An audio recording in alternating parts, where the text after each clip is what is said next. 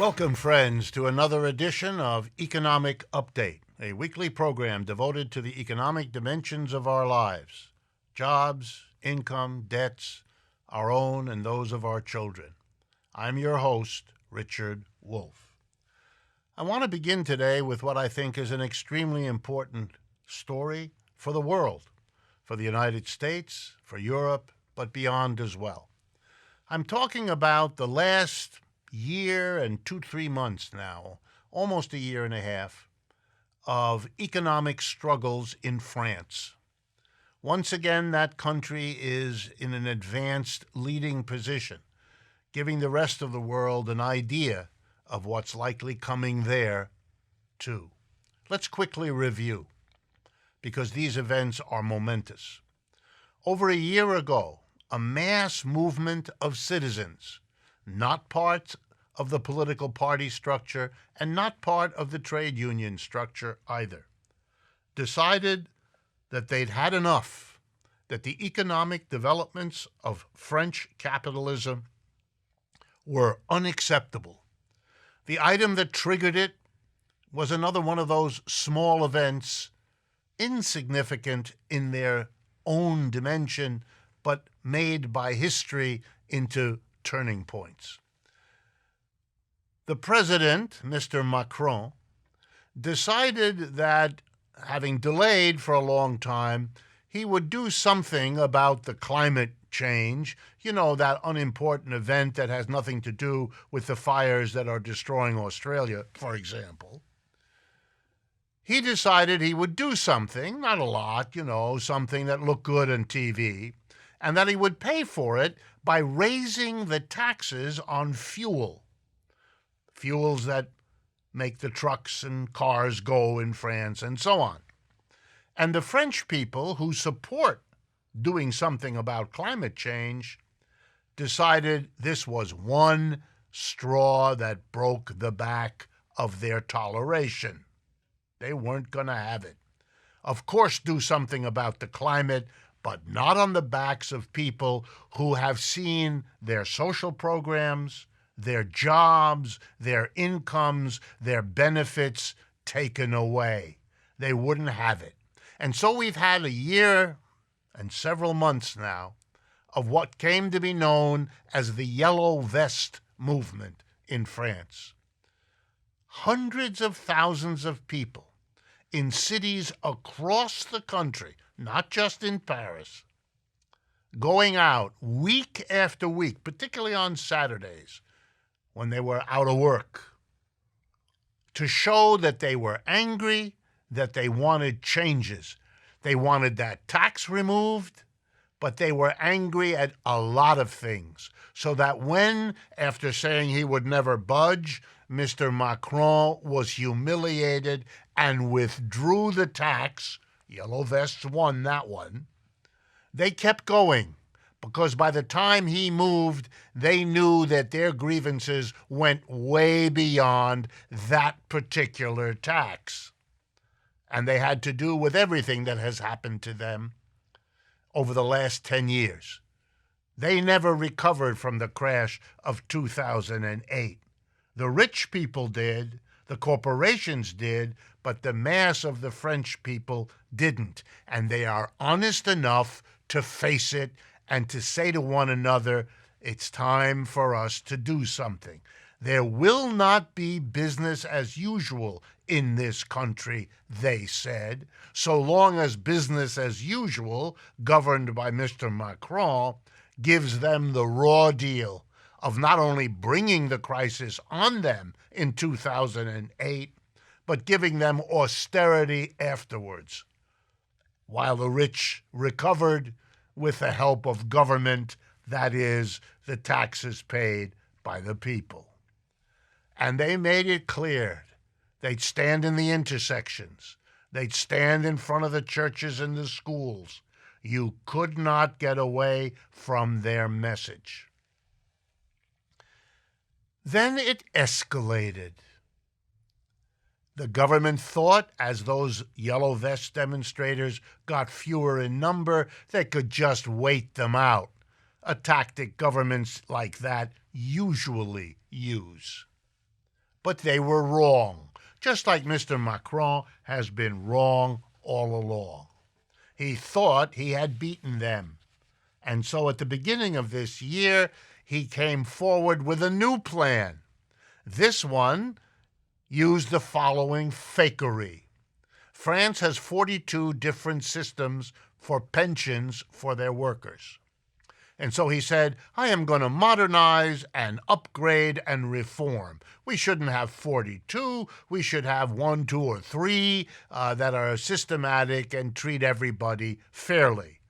An obvious idea. No one believes this man anymore. They saw the risk that this reform was the mask for cutting their pensions.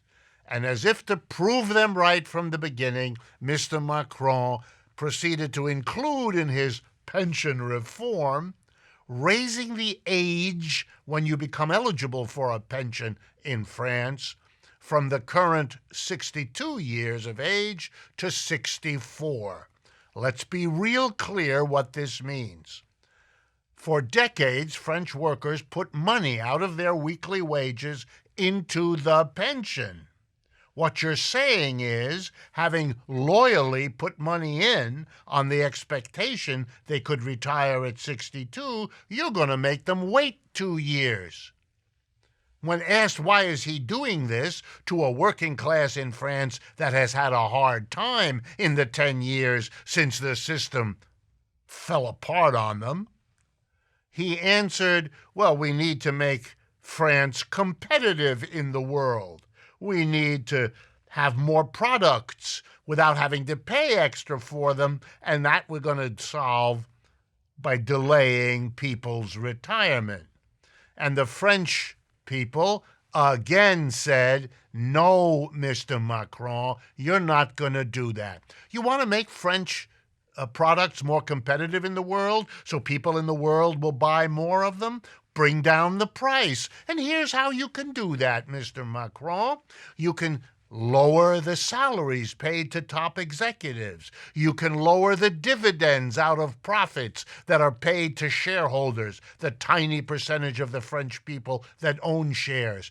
That way you'll save a bundle and you can lower the price. In other words, you can improve France's economic performance and competitivity without hurting the mass majority of the people. In fact, taking a little away from those at the top who can most afford it.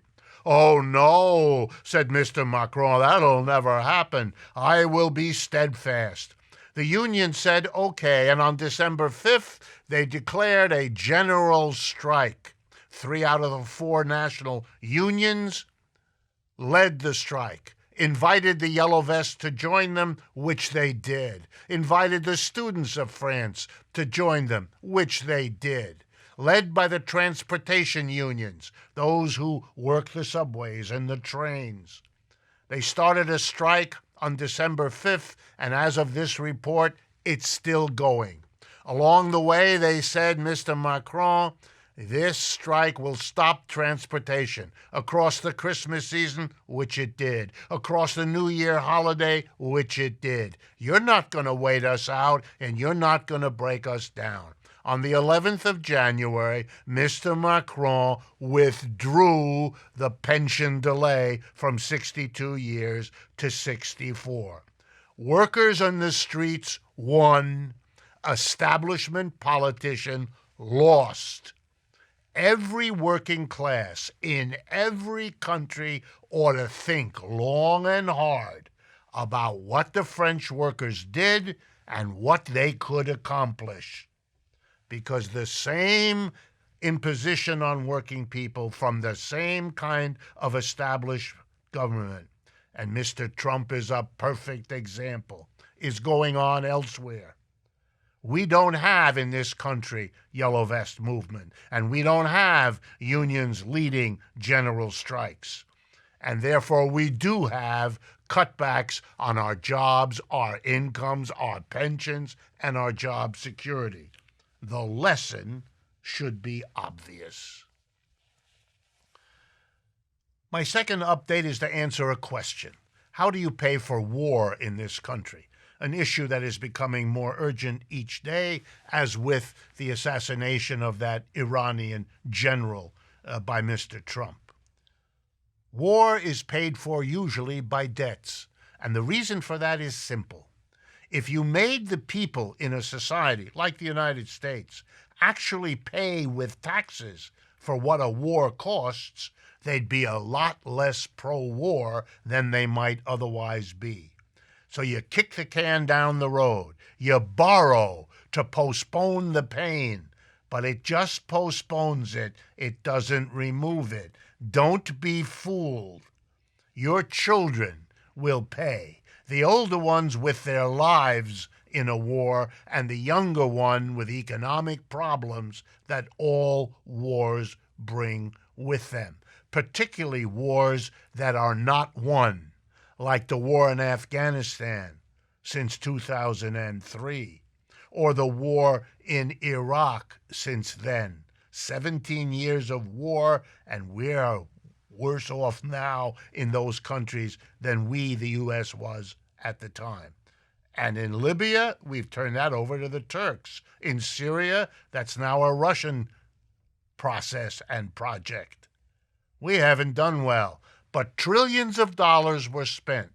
Our tax money poured into the coffers of the defense producers. What a wonderful name. Could have made this life better for Americans in countless ways, but it was used to pursue two wars that are a disaster, Afghanistan and Iraq, and two that are working to achieve that status. The last economic update we'll have time for today is sad for me to report on, but I have to. The modern world treats us to moments when there is a contradiction between a religious belief, a religious commitment on the one hand, and the lure of money on the other. The Roman Catholic Church faces these contradictions, as all religious institutions do. It's taken on a poignancy in relationship to Catholicism that needs a comment.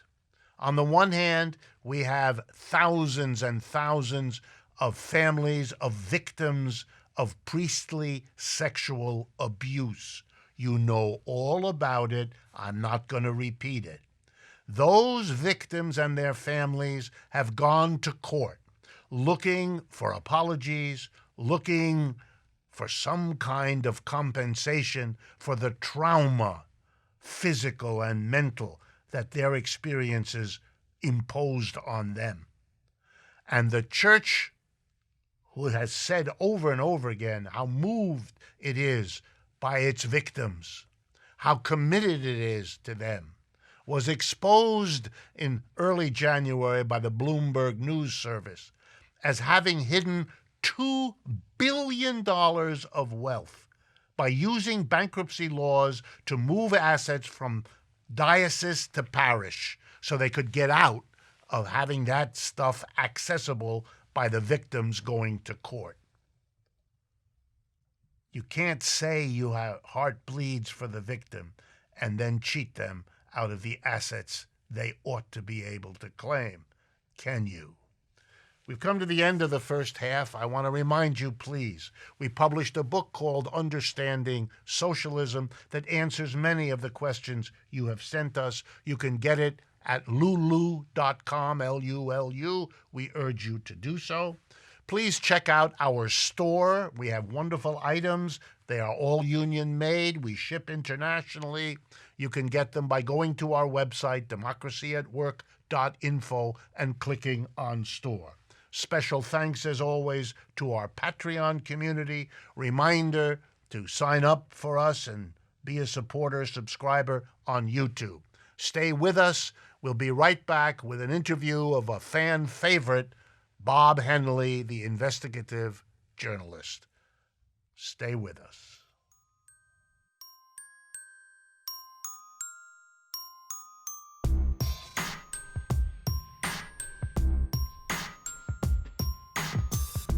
Welcome back, friends, to the second half of today's Economic Update, where it is my pleasure to welcome back to the microphone someone who has been here a few times already, so many of you know him. He's an investigative journalist, one of the few that we still have in this country. His name is Bob Hennelly, Robert Hennelly. He has been a staff reporter for the Chief Leader, a many decades old newspaper covering unions in the greater New York area and beyond. He writes regularly for Salon magazine on both economics and politics. Thank you, Bob, Thanks for joining having me, us Rick. again. Happy New Year. Well, recently, thank you. Recently, we celebrated Martin Luther King's birthday, and I wanted to ask you to make a comment about it because I know you've been interested and that your recent writing for Salon kind of took off from that. Right. What I wanted to do is look at 1968 and Martin Luther King's dream and our 2020 living nightmare. And to do that work, I looked up a book he had written at the end of his life, Where Do We Go From Here, Chaos or Community? And there's just one quote that I wanted to share with you to open this up. When machines and computers, profit motives, and property rights are considered more important than people, the giant triplets of racism, materialism, and militarism are incapable of being conquered. So that's the prism through which I wanted to look at this. And indeed, he was very prophetic in predicting what would happen if we continued our addiction to militarism. And I'm sad to say, much of it has come to fruition with our further notice wars and the debt that's come along with it. So let's get into that. We have been now at least for the last 17 or 18 years at war, ostensibly a war against terrorism, but a real war in Afghanistan, in Iraq, and in some ways in Syria and Libya and so on. The cost has been trillions of dollars, and as I noted before, earlier in this program, excuse me, wars are typically paid for with debt because it is too dangerous for a government to say to the mass of people, you're going to have to pay right now for this war, so we borrow to postpone it. That way the children that are older can go fight and die, and the children that are younger can pay for it later. Right, exactly. Tell us a little bit about how you see, in your research, as you did for Salon, the relationship between war and militarism on the one hand and debt. I think it's important to look at debt as social control. The sense of you're basically, as a society, and this is true if it's your household or if it's a national government, you're making commitments for the long term for a short-term gain. If you do that repeatedly as a strategy for getting by, it's bankruptcy. And so what we have here, particularly in the case of the United States, is a point where we're at, I think, in the next couple of years, we'll be paying more in debt service. That's just servicing the debt, some $700 to $800 billion a year, which will be larger than the defense appropriation itself. And this is something that digs us a hole. This is all happening at a time when we need to change our radically our priorities because of global warming. And yet what's happening is we're creating this debt. Now, it's important to understand that this is part of the machinery of wealth inequality. What people don't understand is who invests in this debt are people that need to shield, and institutions that need to shield the wealth they already have. So as this country has embraced debt, not just at the federal level, Rick, oh, if it were only that, at the municipal level, at the county level, at the state level, the people that take advantage of that are people that park their wealth there where they can enjoy the profits and interest payments, often tax-free. You see the mechanism here? So the bigger the debt is, what happens? The bigger the machine is of the concentration of wealth. Yeah, it's like it's a postponement in yet another way. You fight these wars, usually with poor people as your soldiers. We call that the economic draft. Everybody knows about it.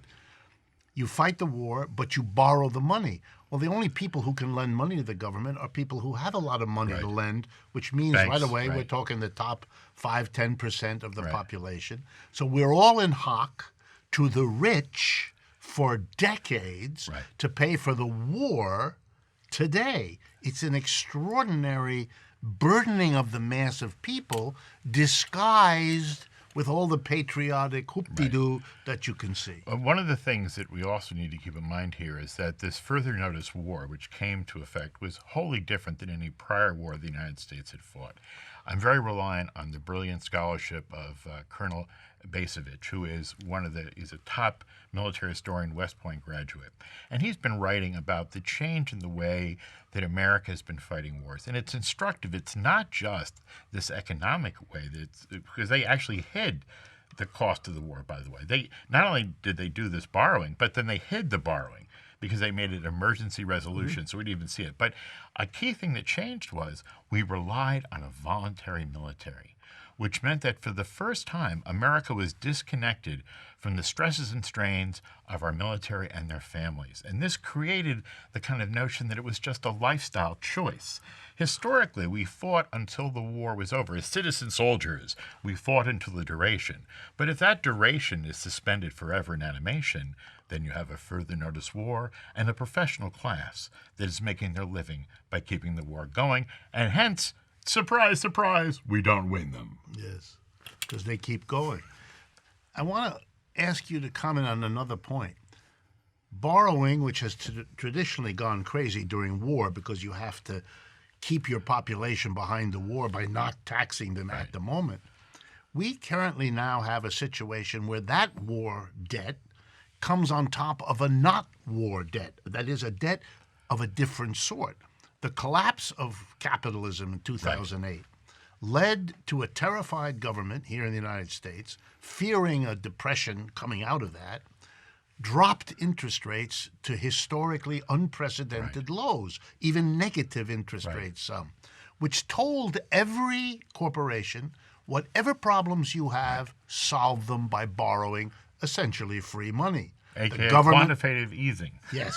The government borrowed at low interest rates because it didn't have to carry the burden of high interest rates. Corporations did. Individuals did to the extent that they could. So you have war debt on top of an unprecedented debt that you can ascribe to capitalism's crash in 2008. The combination gives you what the IMF, the World Bank, and other institutions are saying these days, which is we have no idea what kind of vulnerability this load of debt subjects us to. Well, and the thing is also they came at the same time as the collapse of household wealth. $20 trillion of American household wealth. And the hardest hit were African-American households and folks at the lower end of the social economic strata who had managed against all odds to get a home. So when the decision was made, and this is the important thing to understand, under President Bush and President Obama, there may have been cosmetic differences. But in two key areas, there was an ill-advised continuity. What do I mean by that? Well, the further notice war on terrorism. We now have war being fought in some 70 countries, 40% of the nation states in the world. And moreover, we bailed up Main Street.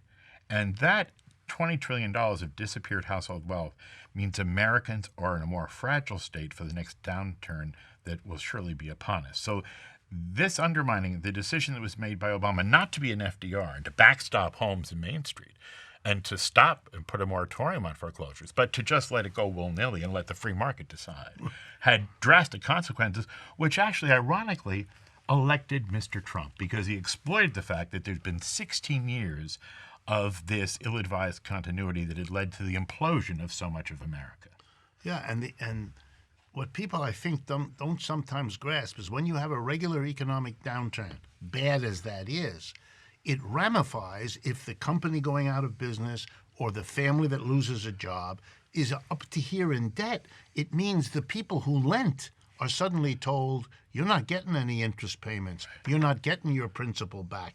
That's how it ramifies. That's how the downturn becomes a general crisis. And with a level of debt we've never seen before, the prospect of that happening is now a kind of grim reality that hangs over all of these phony protestations of Trump and other leaders, including Democrats, that we are in a, quote, great economy. Yeah. And I think that this disconnect is evidence, and we've spoken about it in this space before, but it bears repeating. There is a sign of the wear and tear in the social circumstance of Americans. What do I mean by that?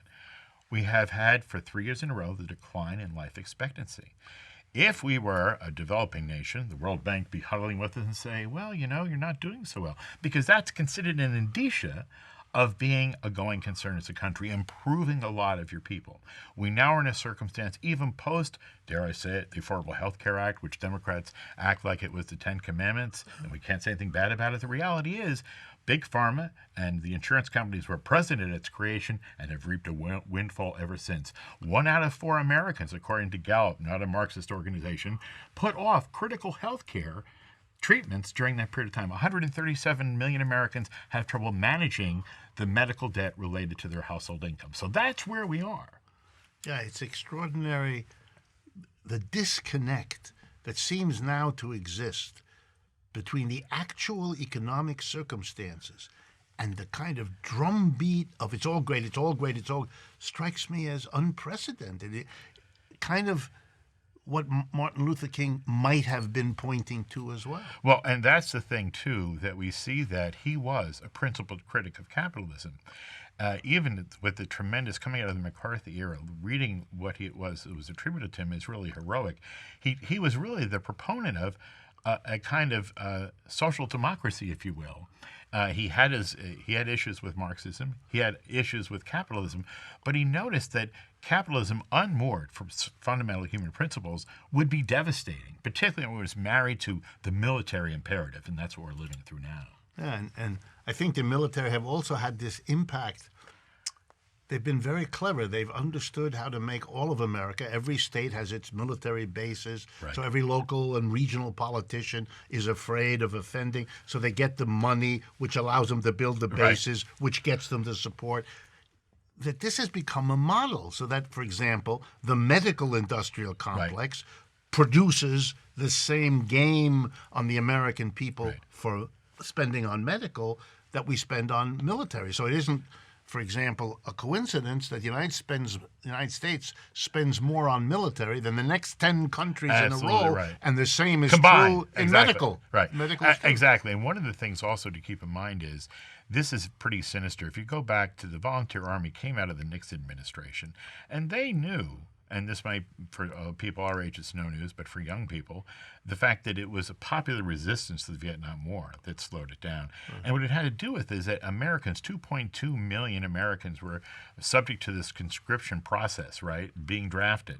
So everybody had skin in the game. Yes, if you were Donald Trump and Bill Clinton, you could find a way to skirt out of it.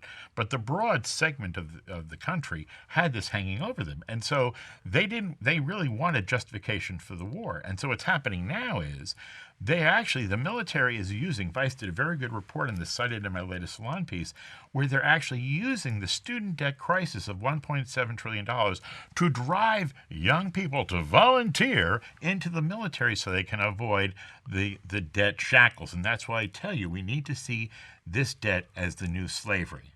Explain to us a little bit how the student debt works to make people... Well, because so many students, particularly if young people have younger brothers and sisters that are caught up in this, they can have spent hundreds of thousands of dollars in an education in debt, and then they can be working someplace and they see this, and so they decide, well, oh, look, if the military is advertising a 4-year hitch, I can have college debt-free.